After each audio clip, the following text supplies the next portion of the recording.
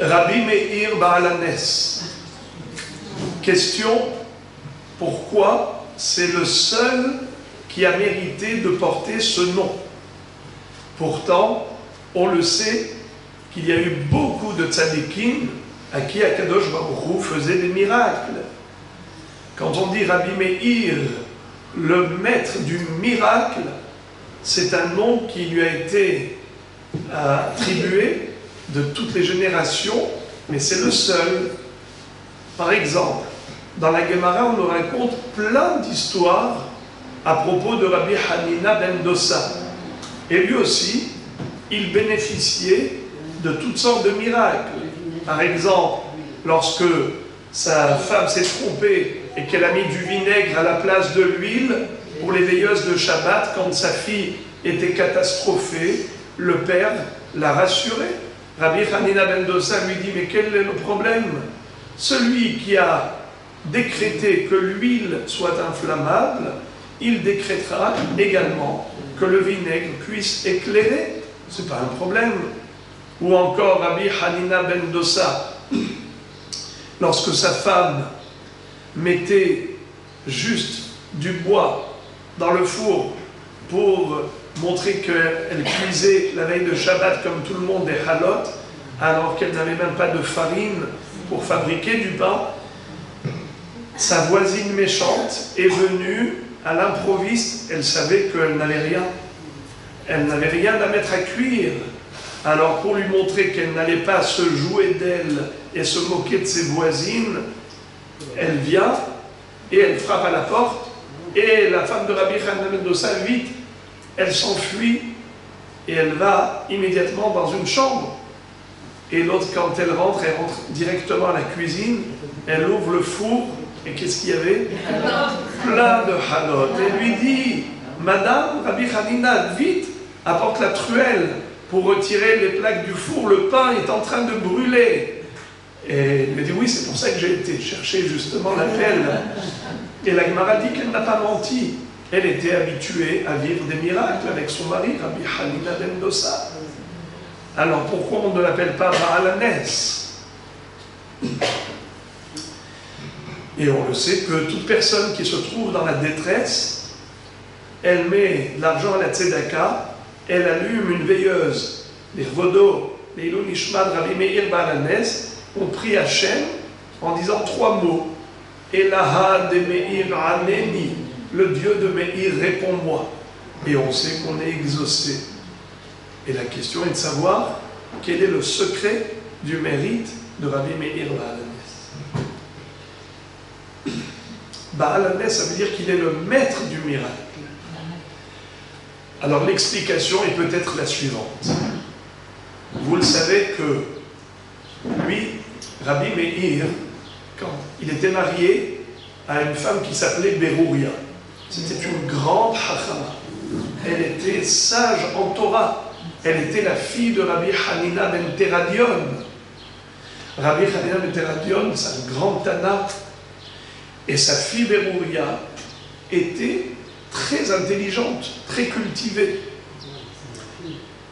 Un jour, elle va dire à son mari, Rabbi Meir Baal HaNes, je n'arrive pas à fermer l'œil de la nuit parce que je sais que ma sœur se trouve dans un état lamentable, un état piteux.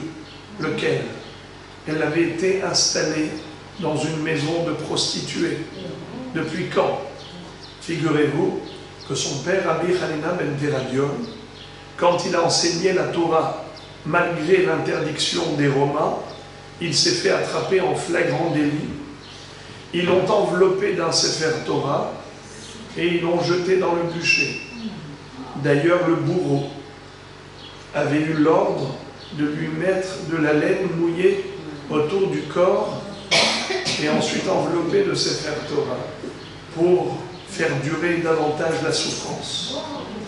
Quand le bourreau l'a vu dans cet état, il lui a dit, si je te retire la laine, tu me promets de mériter Olam Haba pour que tu puisses mourir plus vite, souffrir un peu moins. Il lui a dit, je te le promets. Et en effet, c'est ce qu'il a fait. Et tout de suite, ce bourreau qui était goy s'est jeté dans le feu. Et il y a une voix céleste qui a retenti. D'abord, Rabbi Hanina ben Teradion, il a vu la Neshama de ce bourreau planer dans les airs et arriver au Gan Eden. Et il va dire, Berega kal kidmalisé les Gan Eden. Cet homme-là, il m'a devancé en un instant très court. Il est arrivé au Gan Eden avant moi. Et en effet, quand Rabbi Hanina ben Teradion est décédé, il y a une voix céleste qui a retenti en disant que Rabbi Hanina ben Teradion et son bourreau, Mezumanim le Hayeh ha'olam haba, sont invités à jouir du Olam haba. Pourquoi il a eu ça? Et pas seulement lui qui a été exécuté par les Romains, même son épouse, malheureusement. Et la fille, comme je vous ai dit, elle a été installée dans une maison de basse classe. Pourquoi?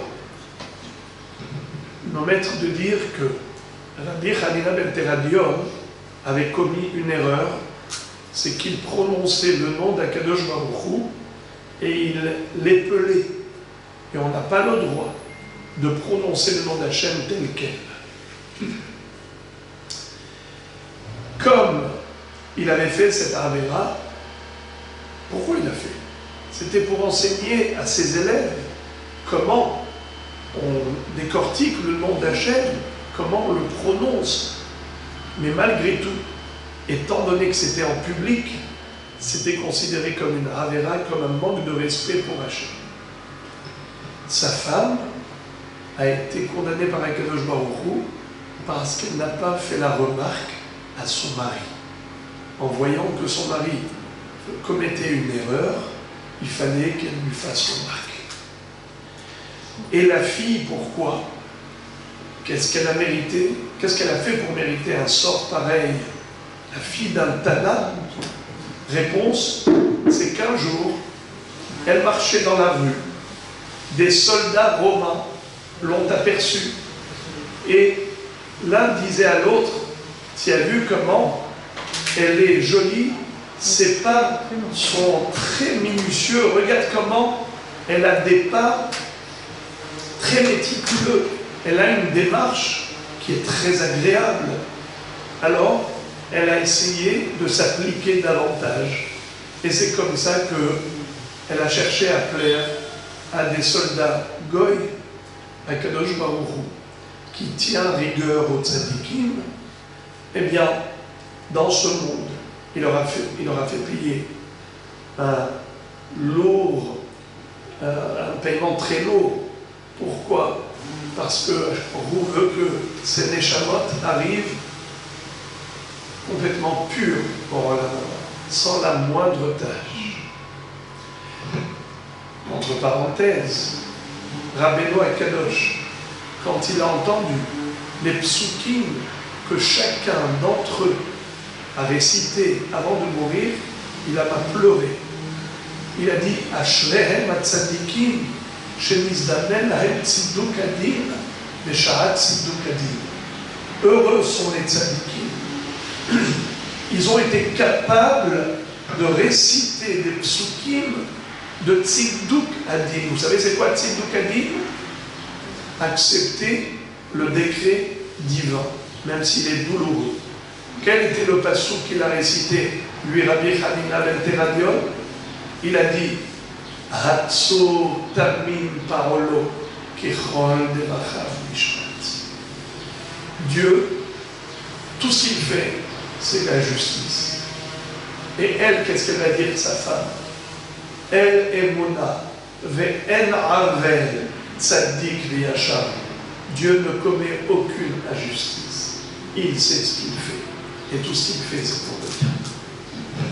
Et la fille, qu'est-ce qu'elle a dit avant d'être introduite dans cette maison? Elle va dire que Akadosh Baruch Hu Einav pekuchot al kol darkei bnei Adam. Akadosh Baruch Hu, son regard est porté sur tous les chemins de l'homme.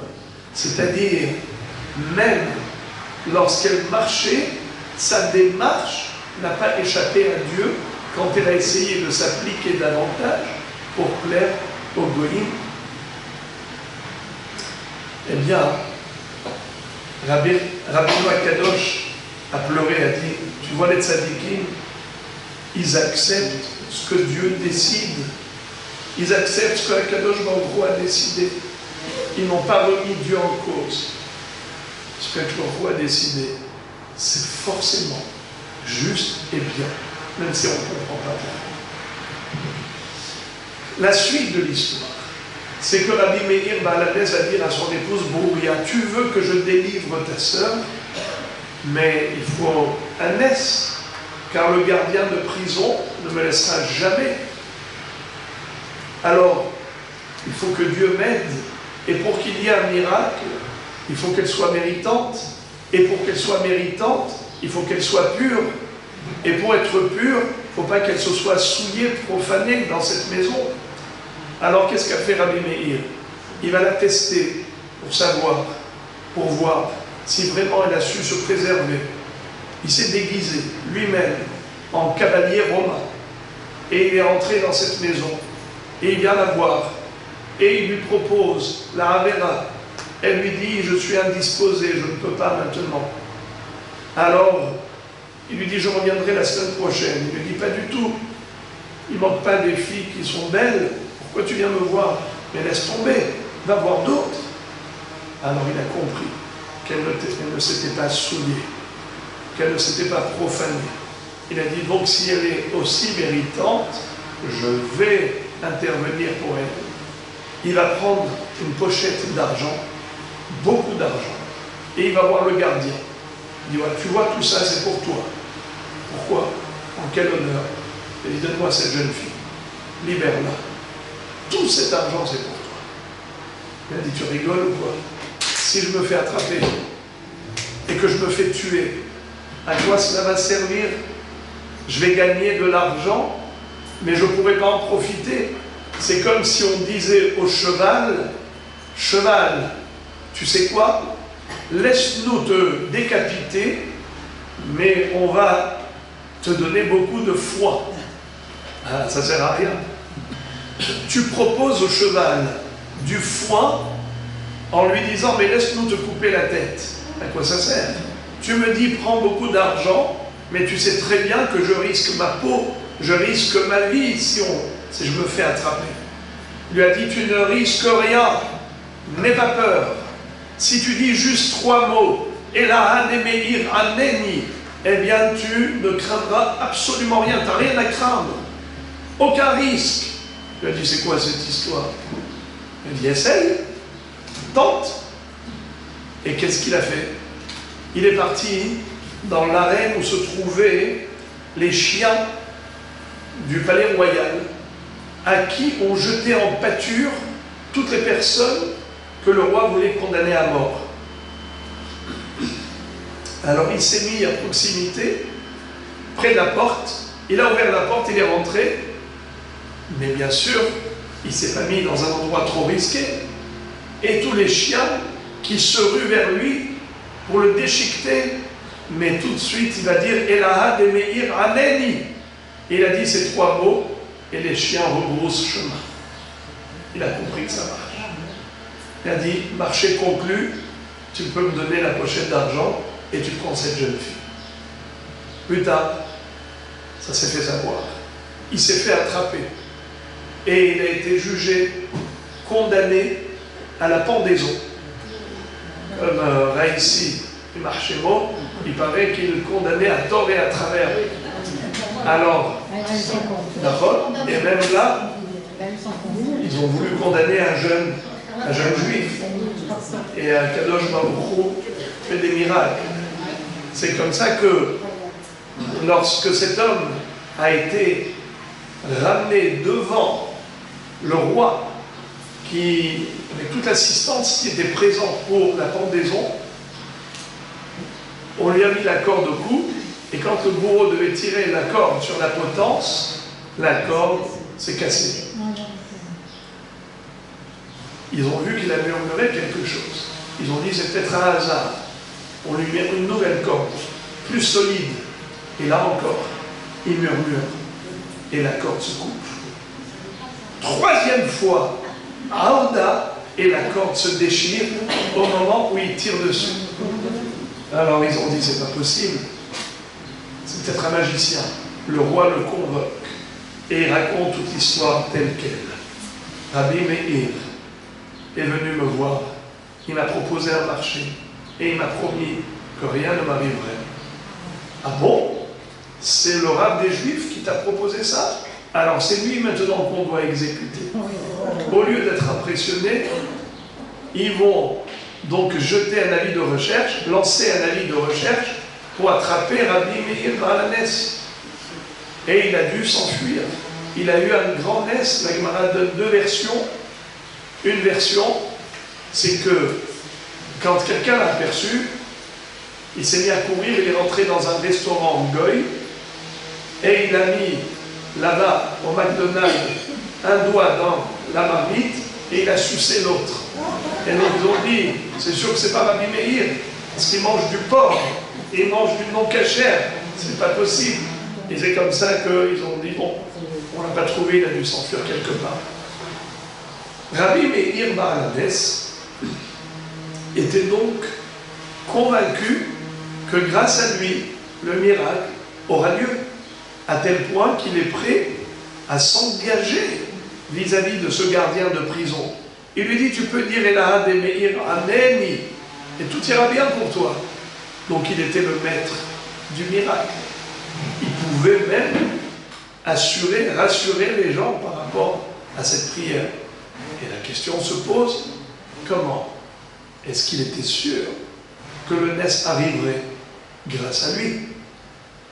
En fait, le Maharsha explique que quand il a dit Elaha de Meir Aleni, le Dieu de Meir, réponds-moi, il ne faisait pas allusion à lui-même.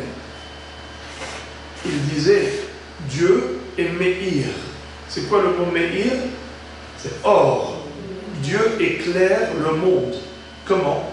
Akadosh Baruch Hu a créé des luminaires. Les luminaires que Dieu fait sortir tous les jours, c'est-à-dire le soleil, le matin, et la lune, la nuit, les astres. Akadosh Baruch Hu les a créés pourquoi? Pour éclairer le monde. Ça, c'est la plus grande pitié d'Akadosh Baruch Hu. Vous imaginez si on vivait tout le temps dans l'obscurité, quelle race sera?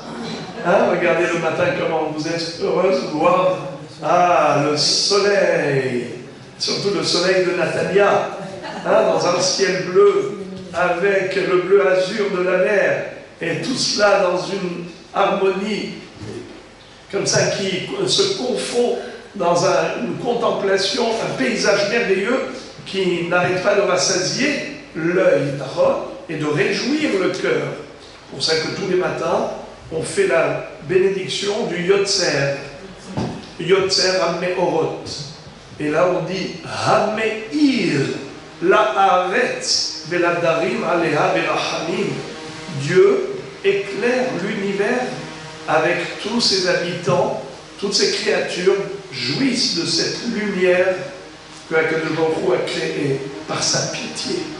La pitié que Dieu exprime au travers de la lumière. C'est fabuleux. En tout cas, ça ce qu'il disait, Rabbi Meir, Elaha de Meir Aneni.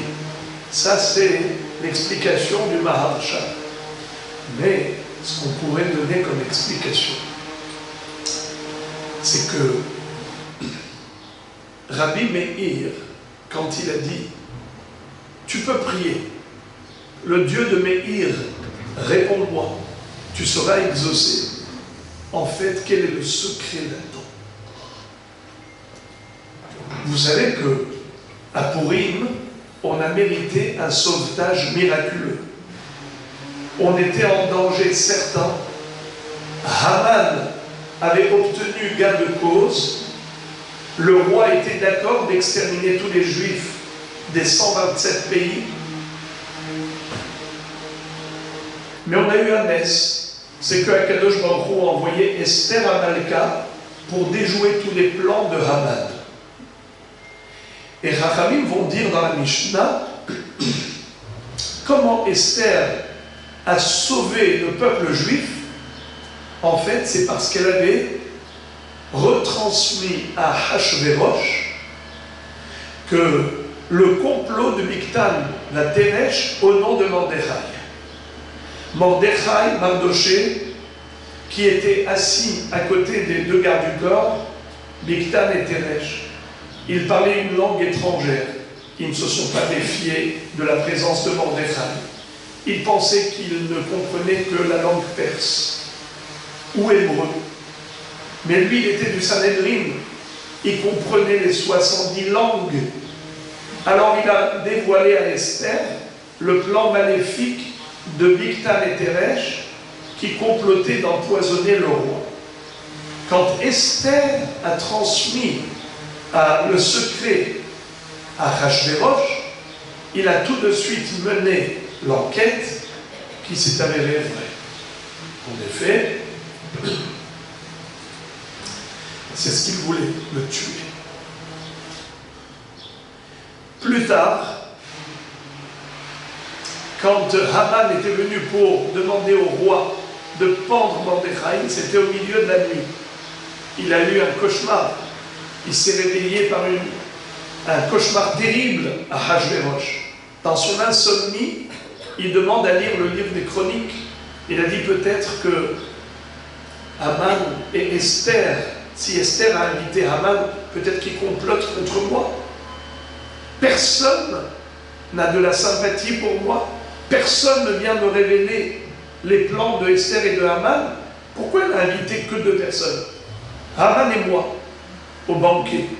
Peut-être qu'il y a quelque chose entre eux. Il s'est dit peut-être que personne ne vient me dévoiler les plans contre moi parce que je suis redevable envers quiconque. Peut-être quelqu'un m'a rendu service et je n'ai pas été à la hauteur de la reconnaissance. Alors il faut que j'ouvre le livre des Chroniques pour voir si je dois quelque chose à quelqu'un. Et quand on a ouvert le livre des Chroniques, il s'est avéré que Mordechai avait sauvé la vie du roi par rapport au complot de Bigtan et Teresh. Quand Haman est venu pendant la nuit pour réclamer, demander à Achashverosh le droit de pendre Mordechai, avant même qu'il ait eu le temps de s'exprimer, le roi va dire « C'est qui est dehors ?» On lui a dit « Haman, faites-le rentrer. » Et là, avant que Haman puisse même s'exprimer, il lui dit « Dis-moi Haman, j'ai envie d'honorer quelqu'un. Qu'est-ce que je peux faire pour lui faire un grand honneur ?» Il lui dit alors, il était certain qu'il s'agissait de lui.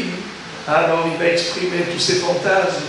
Il va lui dire qu'on prenne la monture royale, les vêtements royaux, la couronne royale, et que cet homme soit ensuite conduit dans les ruelles de la capitale par l'un des ministres qui va proclamer haut et fort devant tout le monde: ainsi méritera l'homme que le roi veut te nommer. C'est comme ça que tu pourras l'honorer. Qu'est-ce que dit Achashverosh à Haman, à Racha? Tu vas faire tout cela à Mordechai, à Yehudi. Alors là, Haman ne savait pas s'il rêvait ou si c'était réel. Et Chachamim nous disent qu'à partir de ce moment-là, la situation s'est inversée du tout au tout. Du danger mortel qui menaçait Israël, non seulement qu'ils n'ont pas été exterminés, mais au contraire, Haman qui a été pendu et Mordechai qui a été mis sur un piédestal, et c'est comme ça que Mordechai et Esther ont obtenu la grâce et la faveur du roi Achashverosh. Israël a été sauvé de cet anéantissement. La Yehudim Haïta Ora Vesimcha Vesason Vikar, grâce à Esther qui, elle, a transmis à Achashverosh au nom de Mordechai. Ça veut dire que tout celui qui informe, tout celui qui dit les choses au nom de leur auteur, méritera de déclencher la Géoula. Alors je vous le dis en hébreu, comme c'est écrit dans la Mishnah de Pirkei Avot. Kol haomer davar beshem omro mevi geula laolam sheneemar vatomer Esther la melech beshem Mordechai. Tout celui qui révèle une chose au nom de son auteur méritera de déclencher la rédemption. Comme la Géoula par rapport à Mordechai et Esther, elle a eu lieu parce que Esther avait dévoilé le plan de Bigtan et Teresh au nom de Mordechai. C'est comme ça que ça a été inscrit dans le livre des Chroniques au nom de Mordechai. Sinon, le Nes n'aurait pas eu lieu. Le Maharal de Prague se pose 3 questions. Il dit, mais pourquoi c'est tellement important de dire les choses au nom de leur auteur? Pourquoi c'est tellement important à tel point de déclencher la Géoula? Deuxièmement, combien de fois on a dit les choses au nom de leur auteur et il n'y a pas eu de Géoula? Combien de fois vous avez dit, voilà, j'ai la recette de la Kaila que j'ai reçue de ma voisine. Et vous l'avez dit au nom de son auteur. Ou bien la recette de ce gâteau, je le dis, ah, c'est pas moi qui l'ai inventé, ce gâteau. Hein? La recette, je l'ai entendue d'un tel, de une telle. Eh bien, ça s'appelle dire une chose au nom de son auteur. Alors pourquoi la Géoula n'est pas arrivée? On a dit que toute personne qui dit une chose au nom de son auteur, ça déclenche la Géoula. Combien de fois on a dit une chose au nom de son auteur et pourtant il n'y a pas eu encore le Mashiach? Enfin, dernière question, comment peut-on faire d'un cas une généralité? Esther, elle a sauvé Israël parce qu'elle a raconté à Achashverosh au nom de Mordechai. C'est comme ça qu'il y a eu la nuit du cauchemar, une prise de conscience de devoir de gratitude. Mais comment, à partir de là, tu en fais une généralité? Tu dis, toute personne qui dit une chose au nom de son auteur va déclencher la Géoula. Ma pitom, c'était exceptionnel. Ce qui s'est passé là-bas, c'était circonstanciel. On ne peut pas faire de cela une généralité. Alors, comment comprendre ce sujet? Le Maharal de Prague dit quelque chose de juste lumineux. Il explique en réalité, c'est pas parce qu'on dit une chose au nom de son auteur qu'on va déclencher la Géoula. C'est pas comme ça que ça marche. C'est le contraire. Quand Dieu veut envoyer la Géoula, alors il choisit une personne qui dit les choses au nom de leur auteur. Comme par exemple, à l'époque de Purim, comment Israël a mérité la Géoula? Parce qu'ils ont jeûné 3 jours et 3 nuits. C'est la raison pour laquelle Dieu a décidé de les délivrer. Parce qu'ils avaient fait Teshuvah. Mais lorsqu'ils ont fait Teshuvah, en jeûnant 3 jours, Akadosh Baruch Hu dit, maintenant je vais leur envoyer le Rédempteur. Qui je vais choisir? De tout le Ham Israël, je vais choisir Esther. Pourquoi? Parce que Esther, elle se cache. Esther, elle est humble, elle est modeste. Esther Amalka, c'était une femme qui savait s'effacer. Par exemple, au moment où elle a délivré le secret du complot des 2 gardes du corps à Achashverosh, au lieu de lui dire, tu vois, je t'ai sauvé la vie, moi je t'ai sauvé la vie, elle n'a pas dit ça. Elle dit, c'est pas moi, c'est Mordechai qui t'a sauvé la vie. Donc Esther était une femme qui était Esther, mastir, se cacher, elle s'effaçait, elle s'annulait pour laisser la place à l'autre, à Mordechai. Akadosh Baruch Hu va dire à Esther, puisque toi tu es capable d'un effacement de ta personne pour les autres, eh bien tu seras capable de t'effacer pour attribuer le miracle à Dieu et pas à toi. En effet, quand il y a eu le Nes de Purim, Esther Amalka va dire aux sages d'Israël, rédigez la Megillat Esther, pour être Megillat Esther, pour dévoiler le cachet. Dites à tout le monde que c'est Dieu qui a organisé les choses du début jusqu'à la fin. Vaïhi bimé Achashverosh. En lisant toute la Megillah, on constate que Akadosh Baruch Hu a créé le puzzle du miracle. Ça s'est déroulé pendant 9 ans, depuis le début jusqu'à la fin de l'histoire de Purim. 9 ans se sont écoulés. À chaque fois, il y a eu un autre événement, un autre incident, autre histoire qui a fait que finalement, on a été sauvés. Esther a dit, vous les maîtres de la Torah, rédigez la Megillat Esther, mais d'une telle manière à ce que toute personne qui va lire l'histoire va comprendre que Esther là-dedans, c'était un pion entre les mains de Dieu.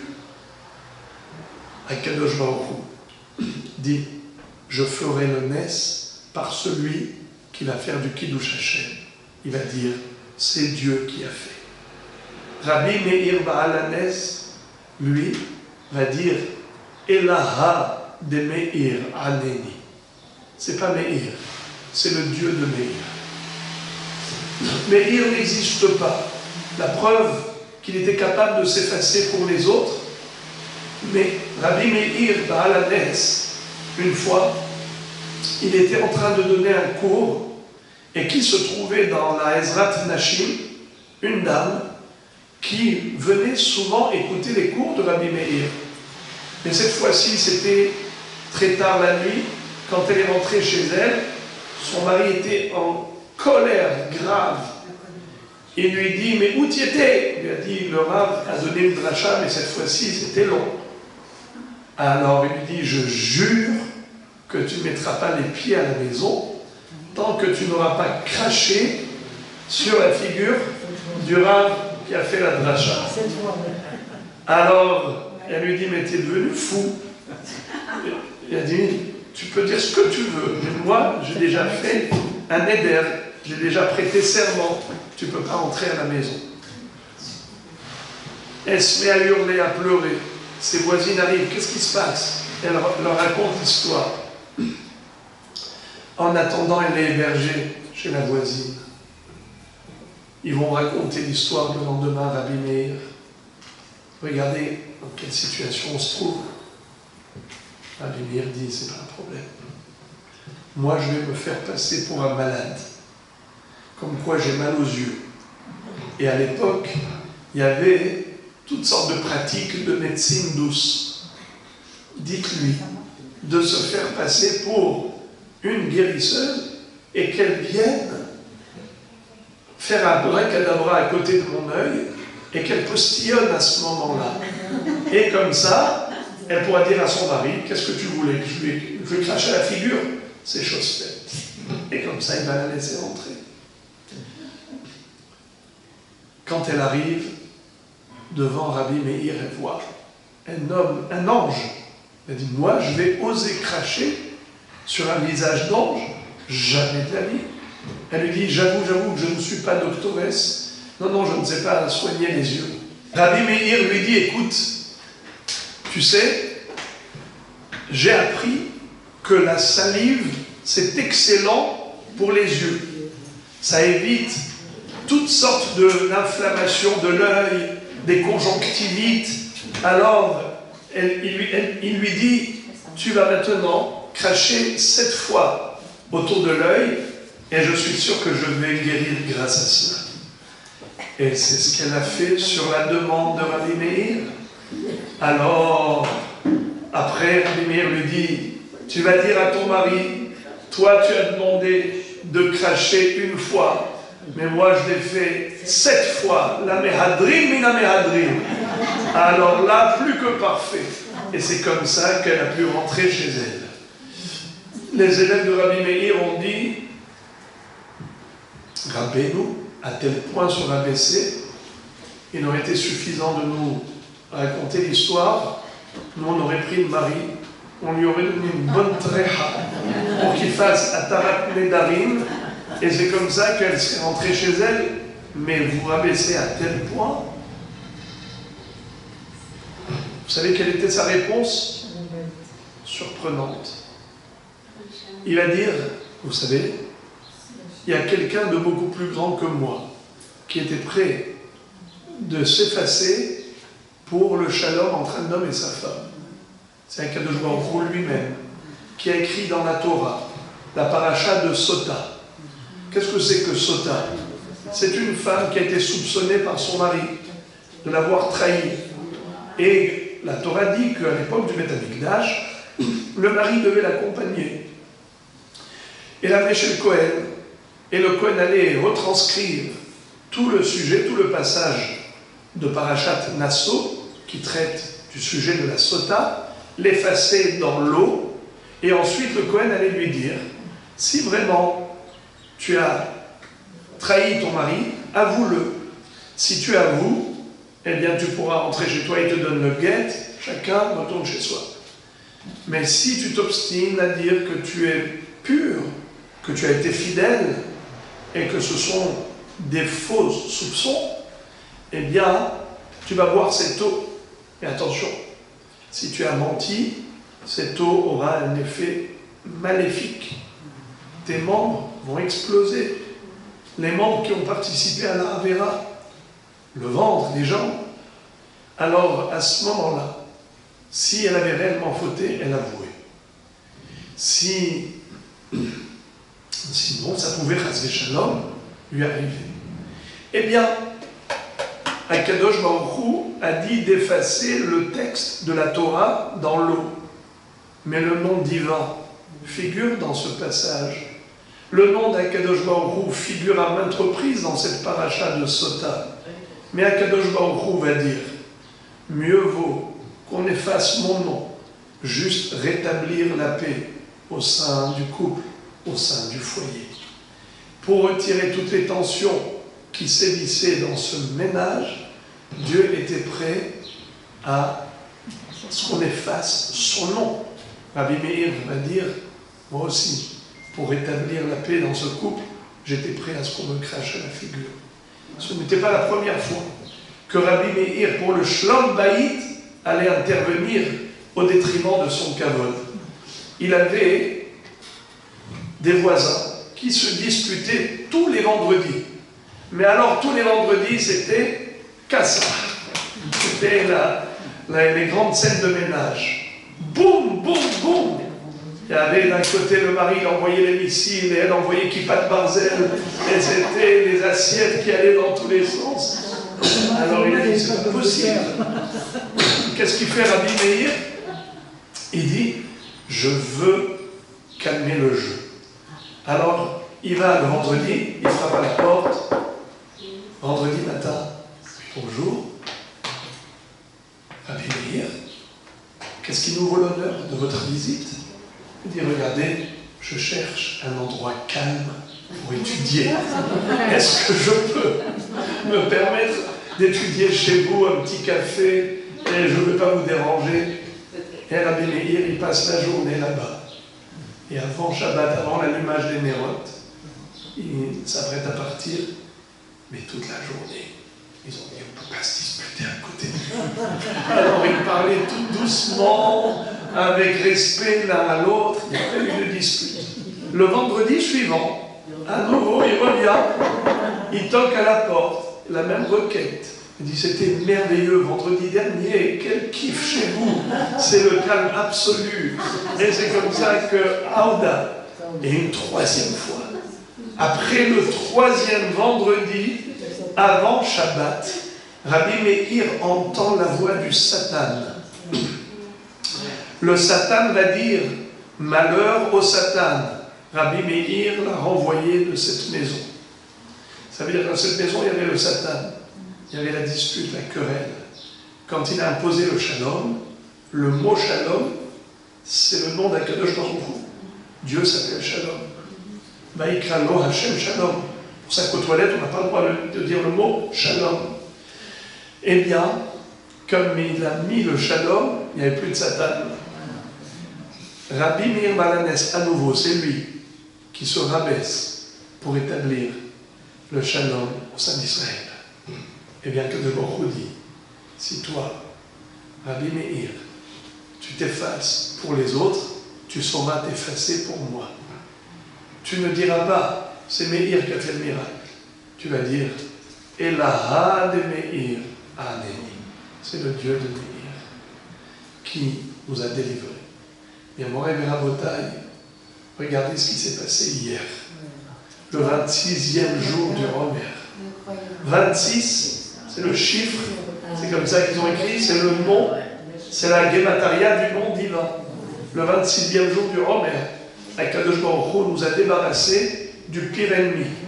Baruch Hu nous a débarrassés de cet ennemi juré, celui qui ne se gênait pas de proclamer haut et fort sa haine d'Israël, sa volonté d'éradiquer, Chazé Shalom, le peuple juif, d'envoyer comme ça des centaines et centaines de missiles balistiques. Vous savez c'est quoi les missiles balistiques? Je ne sais pas si vous avez vu des photos avec des débris, on aurait dit que c'est un train. Ça veut dire que tellement de haine, il y a un Kadosh Baruch Hu, en 2 secondes, de très haut il a fait chuter. Ce qui veut dire que Akadosh Baruch Hu, dans tous les temps, dans toutes les générations, il nous a montré que sa main est toujours là à diriger les événements en fonction de sa volonté et en faveur d'Israël. C'est extraordinaire que, de manière totalement imprévisible, sur tous les hélicoptères qui accompagnaient, juste celui-là où il se trouvait, c'est là où il y a eu cette chute. Ça veut dire que... Et l'histoire de Purim, c'était où l'histoire de Purim? C'était où? En Perse. Et la Perse, qu'est-ce qu'elle est devenue de nos jours? L'Iran. Le chef de l'Iran, le chef de la Perse, qui voulait porter atteinte à Israël, ce Haman Aracha, le Haman moderne, eh bien lui aussi, selon Haman, c'était à 50 coudées, la potence. L'autre, c'est beaucoup plus haut. Alors que Akadosh Baruch Hu nous débarrasse de tous les ennemis d'Israël et qu'on puisse voir des miracles, et surtout le miracle de la Géoula Shlema Bekavod et Amen.